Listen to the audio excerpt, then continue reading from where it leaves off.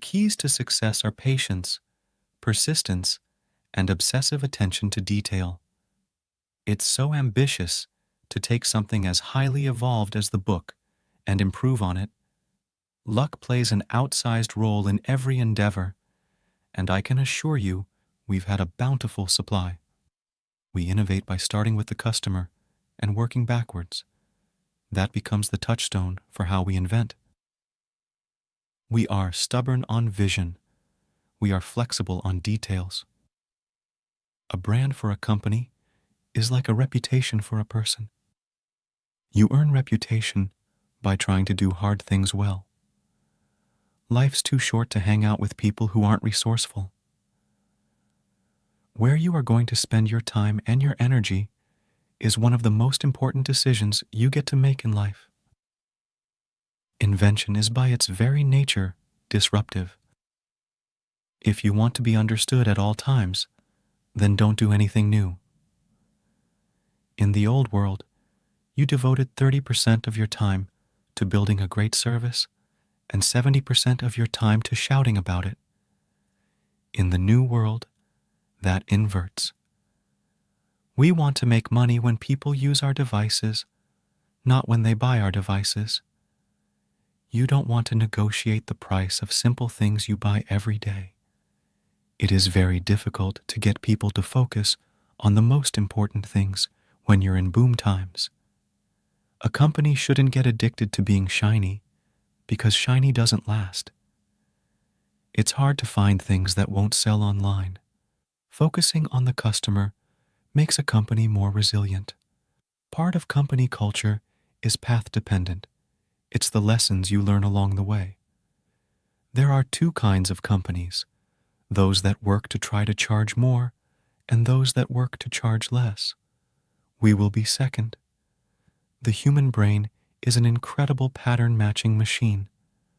If you double the number of experiments you do per year, you're going to double your inventiveness. There'll always be serendipity involved in discovery. If you're watching your competitors, you're unlikely to invent a bunch of stuff on your own. You have to be willing to be misunderstood if you're going to innovate. I think frugality drives innovation, just like other constraints do. One of the only ways to get out of a tight box is to invent your way out. No customer was asking for Echo.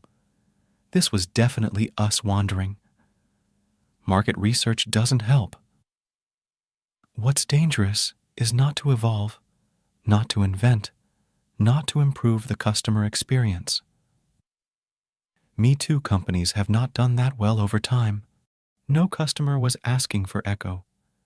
This was definitely us wandering. Market research doesn't help. In the end, we are our choices. Build yourself a great story. If I have 3 good decisions a day, that's enough. They should just be as high quality as I can make them. Cleverness is a gift. Kindness is a choice. Gifts are easy. They're given after all. Choices can be hard. If you can somehow figure out how to have a calling, you have hit the jackpot, 'cause that's the big deal. I don't want to use my creative energy on somebody else's user interface. All businesses need to be young forever. If your customer base ages with you, you're Woolworths. If you're long-term oriented, customer interests and shareholder interests are aligned. All of my best decisions in business and in life have been made with heart, intuition, guts, not analysis. We are comfortable planting seeds and waiting for them to grow into trees. We see our customers as invited guests to a party, and we are the hosts. We have focused like a laser on customer experience, and that really does matter. It's so ambitious to take something as highly evolved as the book and improve on it. Obsess about customers, not competitors. The framework I found, which made the decision incredibly easy, was what I called a regret minimization framework. Work hard Have fun, make history. Maintain a firm grasp of the obvious at all times. People who are right most of the time are people who change their minds often. We can't be in survival mode. We have to be in growth mode. The death knell for any enterprise is to glorify the past, no matter how good it was. Your brand is what other people say about you when you're not in the room. I knew that if I failed, I wouldn't regret that.